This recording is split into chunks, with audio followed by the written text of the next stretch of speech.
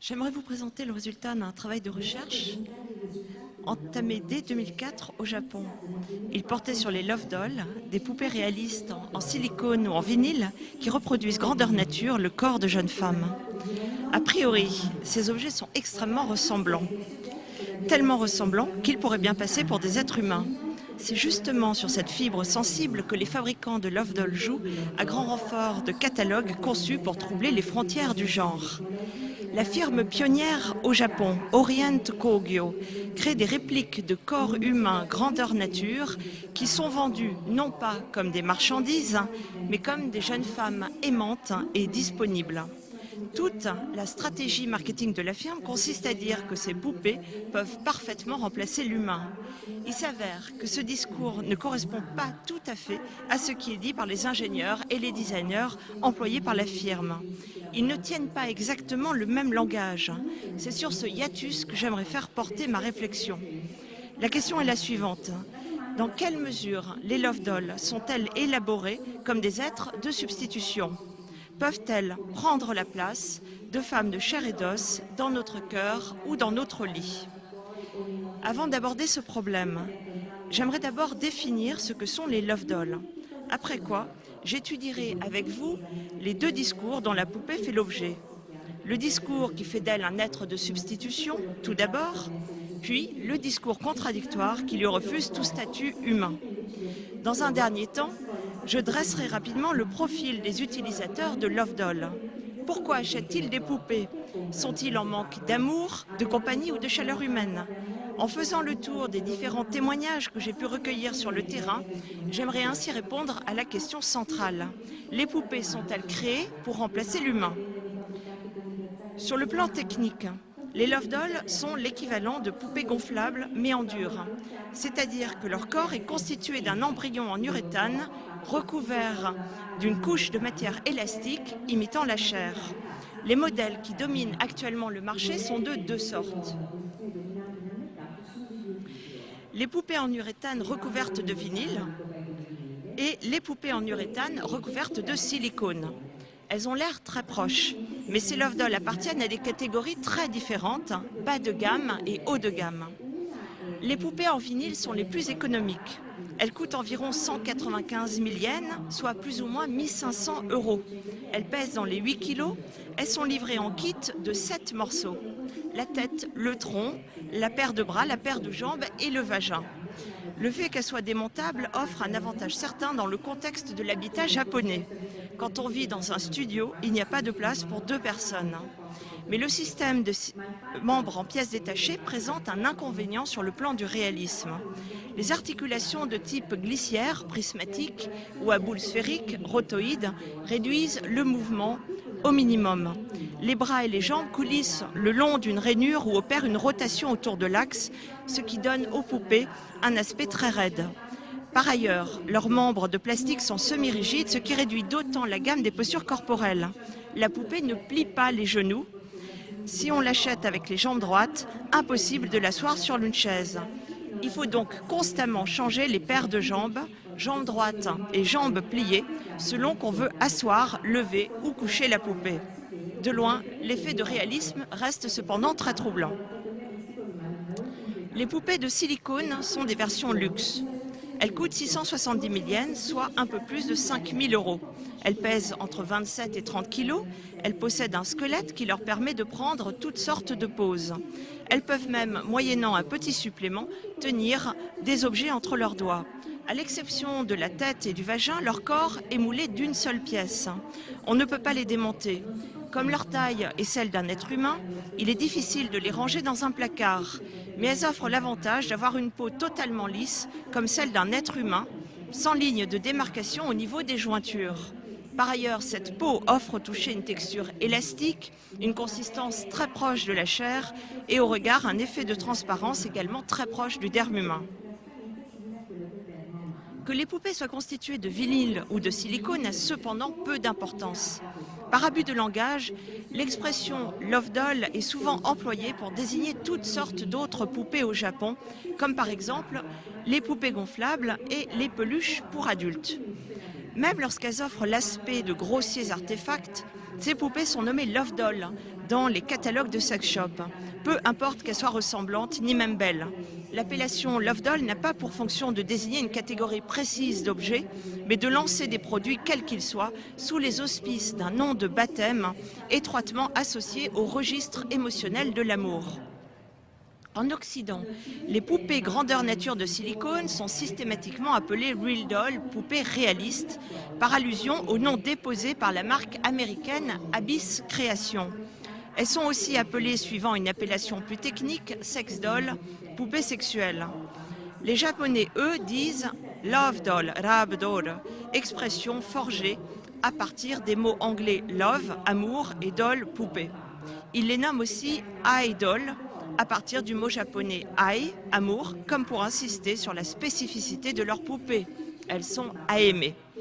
La Love Doll a beau être un produit masturbatoire, issu d'une industrie du jouet pour adultes, elle se définit donc avant tout comme un objet avec lequel il est possible d'entretenir une relation sentimentale. Ce modèle de représentation de la poupée, ce que l'on pourrait appeler, pour reprendre les termes de Foucault, le régime discursif autour de la poupée, se constitue dès 1977 et fait de la poupée un substitut sentimental, un être de rechange, voire le parfait équivalent d'une épouse ou d'une petite copine. Tout commence en 1977. Tsuchiya Hideo crée la ferme Orient Industries et lance une poupée hybride, mi-dure, mi-gonflable, appelée Ho-Ho Emi, sourire. Une partie de son corps est remplie d'air. Les jambes et l'abdomen sont en plastique gonflable. Une autre partie est remplie d'uréthane, la tête et les hanches. Grâce à son bassin renforcé, Ho-Ho Emi peut supporter un poids de 75 kg. Tsuchiya Hideo, le créateur de la firme, qu'il a créé Ho-Ho Emi, non pas pour supporter un poids physique, mais psychique. Il explique avoir pris conscience que les gens, lorsqu'ils achètent une poupée, n'ont pas juste envie d'avoir une relation sexuelle, mais d'être apaisés. Il utilise le verbe iyasu, guérir, qui indique l'idée du réconfort. Officiellement, la Love Doll est donc inventée en vue de réconforter et soigner le cœur d'un certain type d'homme que Tsuchiya décrit ainsi. Ce sont des hommes, généralement quinquagénaires, qui ont des problèmes assez lourds à porter. Leur épouse est malade ou morte, ou bien eux-mêmes ont du mal avec les femmes. La création de Ho-Ho Emi marque pour lui le début d'une quête. Ainsi qu'il l'explique depuis près de 40 ans, lorsqu'il a pris conscience qu'il n'existait aucun instrument capable de consoler les veufs, les handicapés ou les personnes souffrant de solitude, il s'est mis à vouloir inventer, fabriquer une présence capable d'offrir la paix du cœur et de partager des moments de tendresse.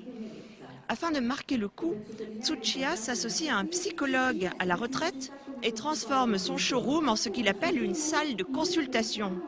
Lorsqu'ils veulent des renseignements sur les poupées, les clients potentiels peuvent donc bénéficier d'un entretien gratuit qui peut durer 2 ou 3 heures, au cours de laquelle le showroom est fermé au public afin d'assurer la stricte confidentialité de la consultation.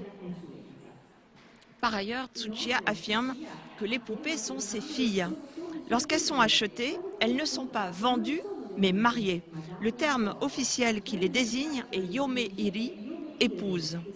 Lorsqu'elles reviennent à l'usine pour être réparées, elles font ce que l'on appelle un sato gaeri, un retour à la maison natale. Le terme service après-vente n'est pas utilisé.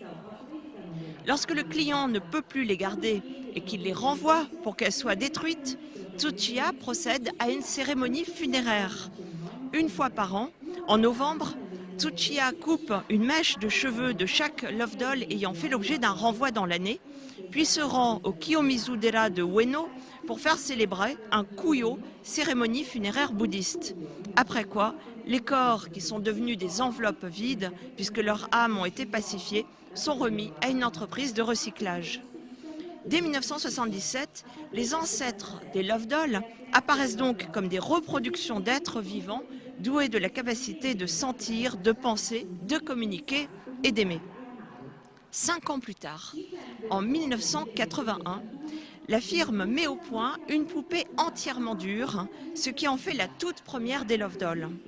Elle voit le jour sous le titre officiel de poupée pour le soutien émotionnel de la personne. C'est une poupée en uréthane recouverte d'une épaisse couche de latex. Son nom, Omokage, souvenir, apparition, image, vestige, évoque ces traces rémanentes laissées par le souvenir ou le rêve. Omokage désigne l'apparence rendue floue, un peu irréelle, d'un objet vu à travers des larmes ou des vapeurs. C'est un mot utilisé dans les plus anciens poèmes d'amour répertoriés de l'histoire du Japon. La chercheuse Jacqueline Pigeot affirme que ce mot sert à désigner l'image de l'absente apparue en songe, née de la rêverie ou suscitée comme une fantasmagorie par les rayons de la lune. Pour marquer le lancement d'Omokage, Tsuchiya met au point un slogan à utiliser pour l'éternité. Et dans la brochure de lancement, il invite les clients à concevoir l'achat comme un contrat d'union durable, jusqu'à ce que la mort nous sépare en quelque sorte. Afin de renforcer cette idée dans l'esprit du public, la firme répand l'information invérifiable selon laquelle Omokage aurait été conçu à la demande d'un veuf frappé par le deuil. Interrogé en 2011, Tsuchiya explique brièvement: le nom d'Omokage a été choisi en mémoire d'un être cher. Omokage s'offre donc à voir comme l'épouse d'une ombre d'une morte. Au dos de la brochure, la poupée est présentée comme un être humain avec ses mensurations, tour de poitrine, de taille, de hanche. Les matériaux utilisés pour sa fabrication sont rangés dans les rubriques suivantes: système pileux, globe oculaire, derme, muscles, articulations. Pour renforcer l'effet de suggestion produit par ce lexique emprunté à la médecine, la brochure stipule que la poupée a été moulée sur un modèle de 19 ans. Et pour donner à ce duplicata de corps la valeur d'un être sensible, la brochure multiplie les allusions aux mystérieuses propriétés d'empathie que procède le latex. Sa peau est capable de se mettre à la même température que celle du corps qui l'étreint, par exemple, ce que le texte exprime avec des mots ambigus. Concernant la température, cette peau extrêmement sensible répond et se met en accord avec la chaleur humaine en 7-8 minutes. Le mot sensible, binkan, peut aussi se traduire impressionnable ou émotif, induisant le lecteur à penser que ce n'est pas du latex que l'on parle, mais de la poupée même. Une fois cette poupée lancée, Orient Industries se repose un peu sur ses lauriers. Quelques nouveaux modèles voient le jour, mais le principe n'évolue guère, jusqu'à ce qu'arrive la concurrence. Nous sommes à l'aube du XXIe siècle. Tsuchiya doit adapter son discours. En 1996, une firme américaine appelée Abyss Création lance des modèles de Love Doll en latex. Mais le latex pèse très lourd et s'abîme facilement. Le créateur d'Abyss Création, Matt McMullen, décide alors de remplacer le latex par le silicone. Fin 1997, il lance les Real Doll en silicone qui font l'effet d'une bombe médiatique à l'international. Le succès est foudroyant. Orient Industries accuse le retard. Tsuchiya s'aperçoit qu'un nombre croissant de ses clients achètent des Real Doll. Il embauche des ingénieurs pour mettre au point sa propre gamme de poupées en silicone. Son premier modèle voit le jour en 2001 sous le nom de Petit Jewel Candy Girl et prend la forme d'une jeune fille âgée d'environ 15 ans.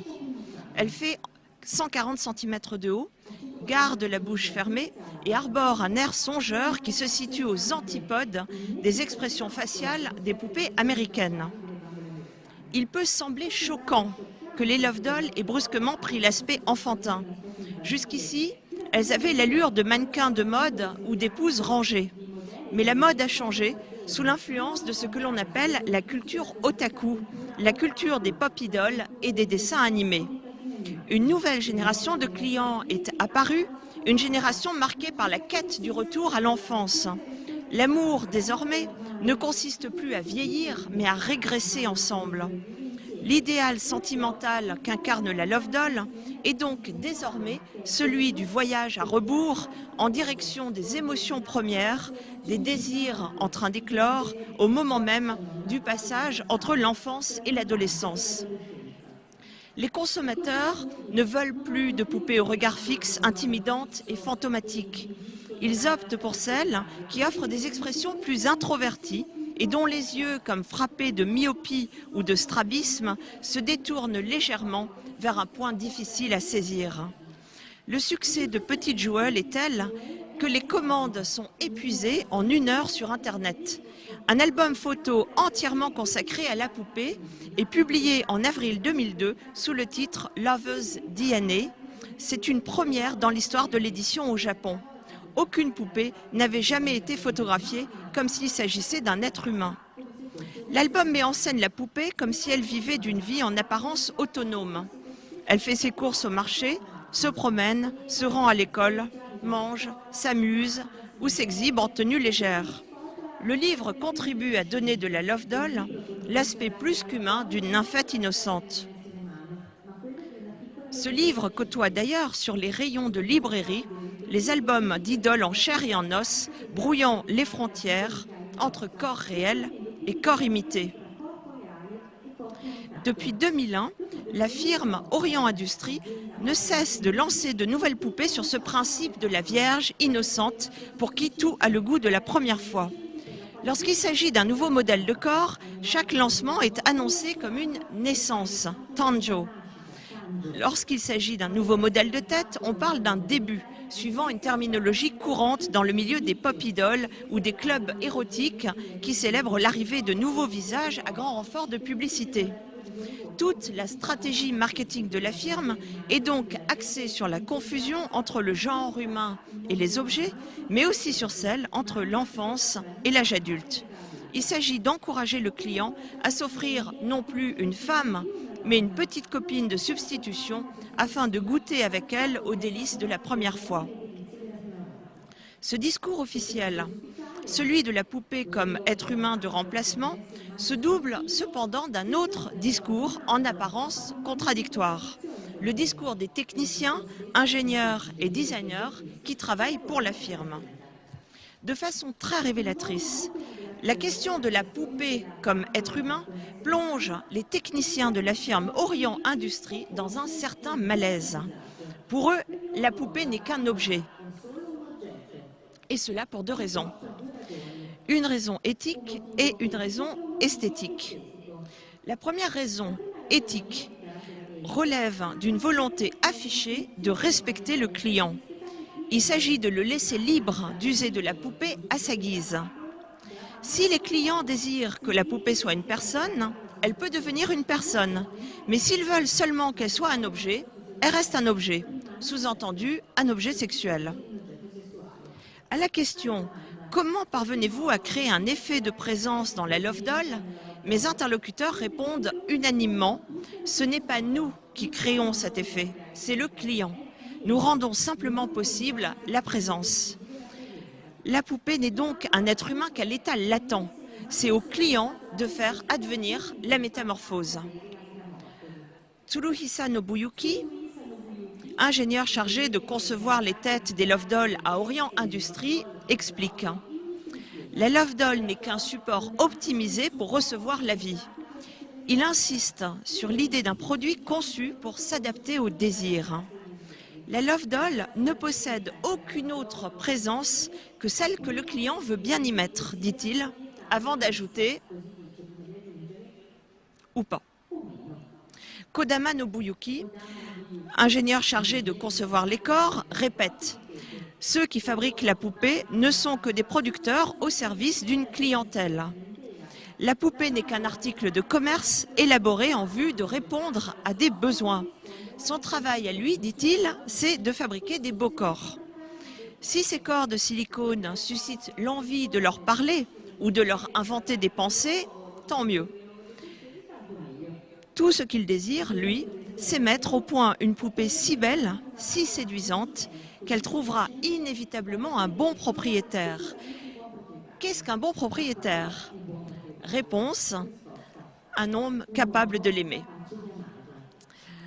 Au regard de ces témoignages, il apparaît que la Love Doll au Japon n'est pas un produit fini ni stabilisé lorsqu'elle est mise en vente, mais l'équivalent d'une matière première conçue pour être modelée par ceux qui l'achètent. Son protocole d'utilisation encourage fortement l'utilisateur à la transformer, car c'est justement de cette prise de possession que dépend le résultat final, celui d'une love doll personnalisée, c'est-à-dire fortement investie par les affects de son propriétaire. S'il fallait résumer ce qui caractérise la love doll, on pourrait donc la définir comme le fruit d'une double interaction. Elle se situe entre ses fabricants et ses utilisateurs, comme au sein d'un réseau de coopération visant à la doter d'une présence. Or, il s'avère, toujours selon mes interlocuteurs, que pour pouvoir être doté d'une présence, pour pouvoir être investi par les affects de son propriétaire, pour pouvoir devenir un être possédant une intériorité, la poupée doit s'offrir comme une créature parfaitement inerte, vide, silencieuse, passive, voire factice. Il est donc à cet égard extrêmement important qu'elle ne ressemble surtout pas à un être humain et qu'elle offre au contraire les apparences d'un être artificiel. C'est là où nous abordons le second point de ce discours qui nie toute humanité à la poupée. Où est-ce que je suis ? La seconde raison d'ordre esthétique, pour laquelle les techniciens refusent de dire que la poupée est un être humain, tient tout simplement aux conditions qu'il leur faut respecter afin que la poupée devienne fonctionnelle. En d'autres termes, pour que la poupée puisse devenir véritablement une love doll, c'est-à-dire un être à aimer, il lui faut se soumettre à un cahier des charges dont on pourrait résumer la teneur en une phrase. La poupée doit plaire à tous, c'est-à-dire qu'elle ne doit pas avoir de qualité précise, mais au contraire s'offrir comme un écran de projection vierge, blanc et vide. Les fabricants invoquent d'ailleurs souvent la notion de miroir, kagami, ou de réceptacle, uchi, pour résumer leur idéal de poupée, disponible, neutre. Tsuruhisa, l'ingénieur de tête de Love Doll, explique « Le visage de la poupée doit refléter celui de son propriétaire. La Love Doll, c'est un article de commerce et je dois laisser le plus de marge de manœuvre possible au client. Il faut le laisser libre de projeter ce qu'il veut dans la poupée. Elle doit être un réceptacle disponible. » Kodama Nobuyuki, designer décor à Orient Industries, répète la même idée. L'expression des poupées, ça dépend des utilisateurs. Tristes quand ils sont tristes, gais quand elles sont gaies. Kodama dit aussi, plus les visages sont lisses, plus ils peuvent refléter l'émotion. De nombreux moyens sont mis en œuvre pour donner à la Love Doll l'aspect d'une créature étrangère au genre humain. L'écartement entre ces deux yeux est fortement accentué par exemple, afin que la poupée ait l'air d'être atteinte d'une grave déficience intellectuelle. La taille des pupilles, beaucoup plus large que celle des pupilles humaines, fait environ 26 mm, c'est-à-dire la taille des pupilles d'un chien. Ses yeux sont fixes et réglés sur une focale courte de 3 à 5 mètres, comme les statues de Bouddha, ce qui lui donne l'air de fixer quelque chose dans le vide. Et puis surtout, elle ne bouge pas. Il arrive souvent qu'on demande aux fabricants pourquoi ils ne dotent pas leur Love Doll de circuits électroniques. Suivant une perspective téléologique courante en Occident, les robots sont placés au sommet de la hiérarchie dans la reproduction de l'humain. Mais la plupart des fabricants de Love Doll repoussent avec mépris l'idée de rajouter des fonctions motrices aux poupées. Contrairement à cette idée toute faite que les formes de vie les plus abouties sont celles qui peuvent se déplacer, pour la plupart de mes interlocuteurs au Japon, le mouvement tue la vie. Une poupée qui bouge, ça fait mort-vivant. Une poupée immobile a une âme, celle qui remue est morte. Ainsi qu'ils me le répètent tous de façon unanime, l'avenir, ce n'est pas forcément le robot. À leurs yeux en tout cas, les Love Dolls sont des simulateurs de conscience bien plus convaincantes que ces pantins électroniques tout juste capables d'exécuter des boucles d'enchaînement. Qu'ils soient programmés pour simuler des tics nerveux en mode aléatoire ne les rend pas plus humains, au contraire.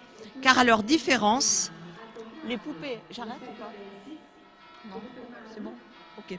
Oui. Car à leur différence, les poupées immobiles semblent littéralement douées d'empathie. Étant conçus sur le modèle des masques de théâtre No, leur visage ne cesse de se modifier au fil des jeux d'ombre qui leur donnent tantôt une expression triste, tantôt mélancolique ou heureuse. Il suffit de placer ces poupées près d'une fenêtre au coucher du soleil pour voir se déployer tout un spectre d'émotions sur ces visages envahis par la nuit. C'est maintenant que j'aimerais faire le point. J'ai avancé au début de cette intervention que les deux discours de la firme, le discours marketing de surface et le discours technique des ingénieurs, n'étaient pas forcément contradictoires. Le premier discours pose la poupée comme être de substitution, capable, comme l'humain, de ressentir des émotions. Le second discours pose la poupée comme réceptacle inerte, inanimé, inachevé. Ces deux discours ne s'opposent pas, ils sont complémentaires. Ces deux discours posent l'idée selon laquelle, pour qu'un être puisse atteindre la qualité de personne, il lui faut d'abord accepter de n'être plus personne. Pour qu'il y ait présence, il faut d'abord une absence. La poupée entre dans la vie à l'état de forme creuse, dont l'aspect volontairement irréel, voire inhumain, revêt la valeur d'un programme à caractère existentiel. Qu'est-ce que l'humain, au fond, sinon un projet qu'il nous appartient chacun de réaliser? Ce que la poupée donne à voir, tout d'abord, c'est son vide et son néant. Elle est tournée vers ce qui, venant du dehors, sera introduit, projeté, versé en elle, ou pas, sous l'effet du désir. Son aspect est celui d'une créature en attente. Offrant l'image d'un être tourné vers ce qui vient d'ailleurs, elle fournit un modèle d'interprétation de l'humain qui me paraît très intéressant.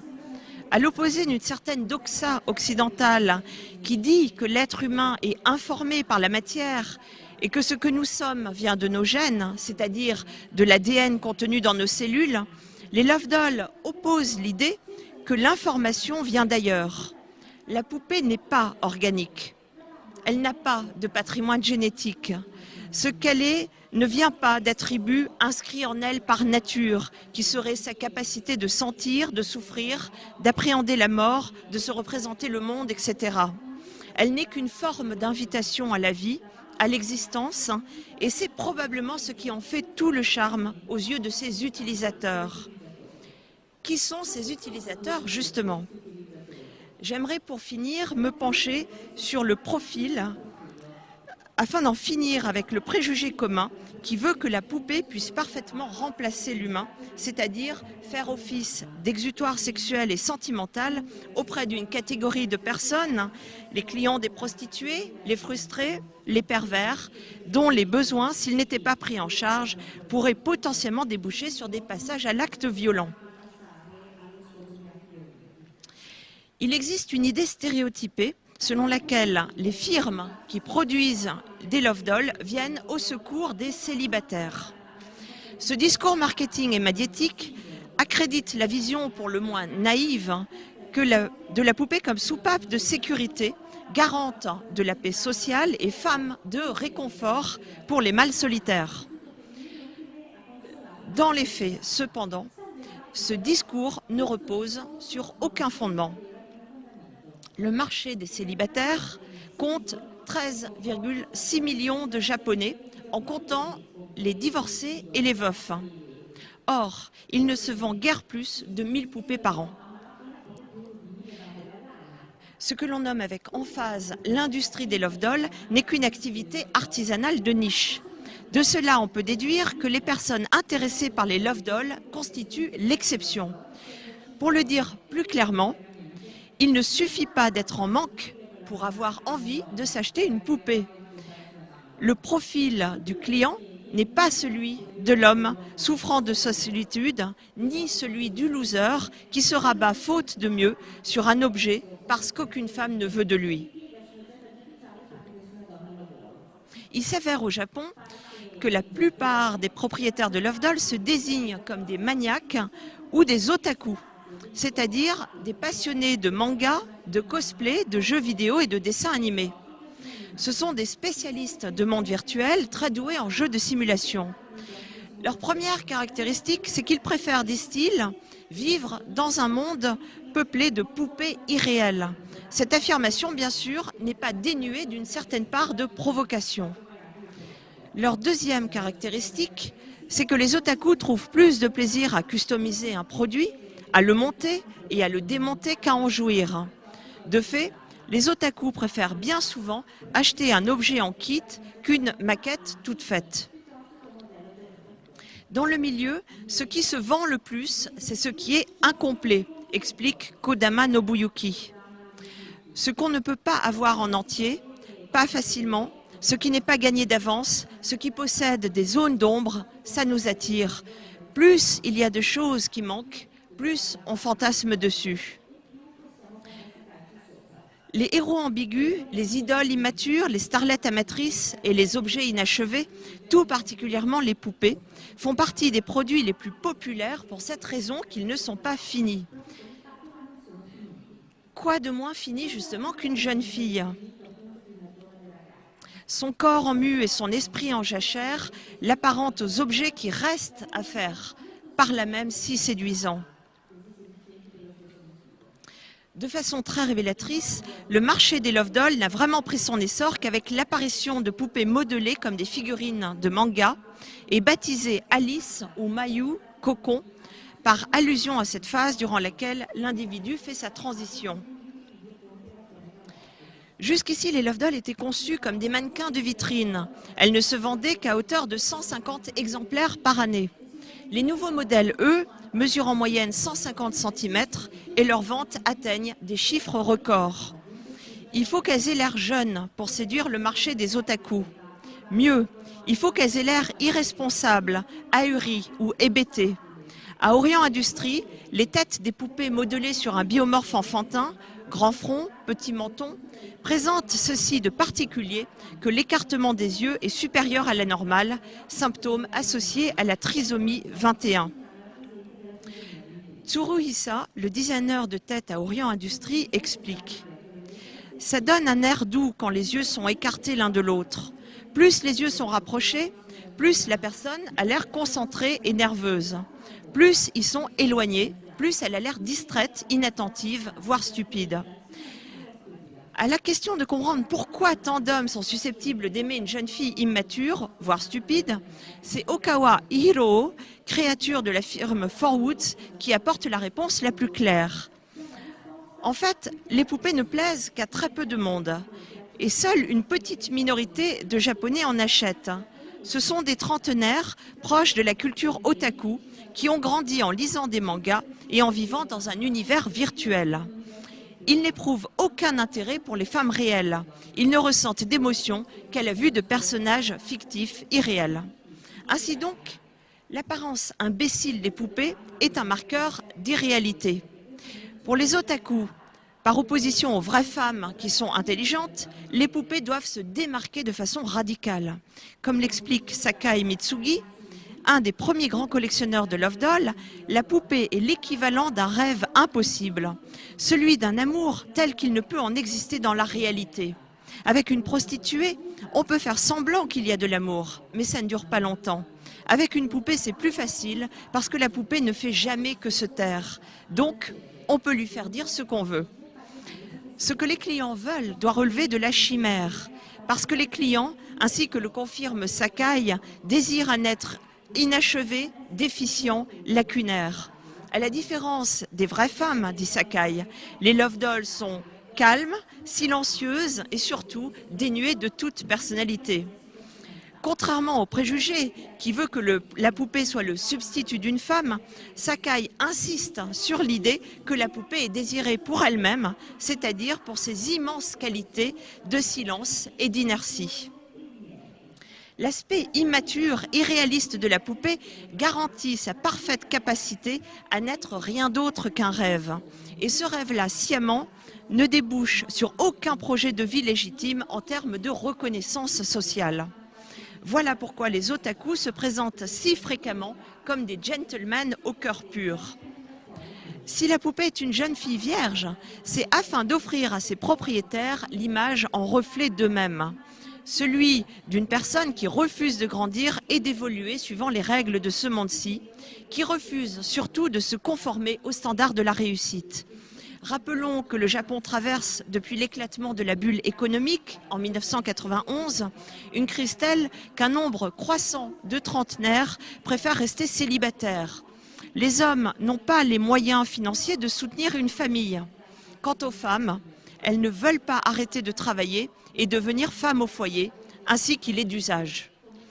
C'est dans ce contexte de crise, aggravé par un système social trop rigide, que des hommes, mais aussi des femmes, achètent des love dolls, parce qu'il n'y a pas d'avenir possible avec une poupée. L'échec programmé de la relation a donc la valeur d'un signal fort, un signal de détresse, bien sûr, mais aussi de colère, de révolte et d'impuissance exaspérée. Acheter une love doll pour cette frange de la population acculée au célibat, c'est signifier publiquement que le système court à l'échec. La love doll est le miroir inversé des injonctions sociales auxquelles ses propriétaires sont soumis. Devenir un adulte autonome, performant, gagnant suffisamment d'argent pour fonder un foyer. La poupée manifeste sous des formes spectaculairement immatures que son propriétaire est entré en dissidence. Renversant les perspectives avec une joie maligne, les otaku transforment positivement le stigmate qui les frappe. On les accuse d'être des losers frustrés. Ils affirment par défi n'avoir pas besoin de vraies femmes qu'ils qualifient de mendokusai, déplaisantes, pénibles, incommodantes, casse-pieds. Les jeunes filles au corps de rêve présentent au moins l'avantage de ne pas exister. Avec elles, rien n'est possible que dans le cadre d'une illusion. Loin d'être anecdotique, le choix d'une partenaire irréelle participe d'un suicide social qui relève du défi, raison pour laquelle il serait inadéquat d'analyser le phénomène des otaku comme un symptôme morbide, le délitement des liens sociaux, mais plutôt comme la conséquence structurelle d'un bouleversement social, le nécessaire ajustement d'une frange de la population à des injonctions aussi irréalistes, finalement, que ces poupées qu'ils prétendent aimer d'un cœur pur. J'aimerais, pour conclure, proposer une hypothèse de travail concernant l'analyse des objets anthropomorphiques. Dans nos sociétés, ainsi que l'expliquent Brigitte Derlon et Monique Jeudi-Balini, en conclusion de leur ouvrage « La passion de l'art primitif », la qualité de ce que l'on possède revêt une dimension identitaire. Et l'avoir, surtout celui dont on fait montre, participe de l'être. Pour le dire schématiquement, on est ce que l'on a. Pour ce qui concerne la love doll, il semblerait que les deux pôles, être et avoir, s'articulent suivant des principes légèrement différents. Dans le couple qu'elle forme avec son utilisateur, la love doll relève non pas de l'avoir, mais du non-avoir. On ne l'acquiert pas, pas vraiment. On ne fait à travers elle que se confronter au sentiment de perte. C'est un objet destiné non pas à combler son propriétaire, mais à lui échapper sans cesse. Et c'est peut-être ce qui constitue la spécificité, l'intérêt principal des love dolls. Les otaku présentent en effet cette caractéristique de fantasmer principalement sur les histoires d'amour impossibles, celles qui restent non dites, non consommées ou mortenées. Il n'est à cet égard pas innocent que les poupées présentent l'aspect de créatures qui semblent venir d'ailleurs. Il est impossible de croiser leurs regards. Les love dolls sont des murs aveugles. Elles se dérobent à la communication. Il est d'ailleurs également impossible de les posséder physiquement. Entre leurs cuisses, il n'y a qu'un espace vide. Pour pénétrer les poupées, il faut ajuster un faux vagin dans le tunnel de leur entrejambe. Ce faux vagin, vendu à titre d'accessoire, est d'ailleurs appelé hole, trou, comme si lui-même n'était qu'un espace en creux. En sa compagnie, l'utilisateur ne se confronte non pas à l'avoir, mais au non-avoir. Ce qui explique pourquoi la Love Doll est moulée dans les postures de l'invitation, posture que l'absence d'organes génital rend à la fois pathétique et grotesque. Il y a là comme une impasse. Le fait qu'elle soit une imitation si visiblement imparfaite, lacunaire, défectueuse, en fait cependant un objet fascinant, car ce trou impossible à combler nous renvoie implicitement à celui qui fait de nous, humains, des êtres marqués par le manque. De ce point de vue, certainement, la Love Doll présente avec l'humain un rapport d'extrême intimité. Elle est, à son image, un point de fuite où le sujet se précipite pour apparaître autant que disparaître. Je vous remercie.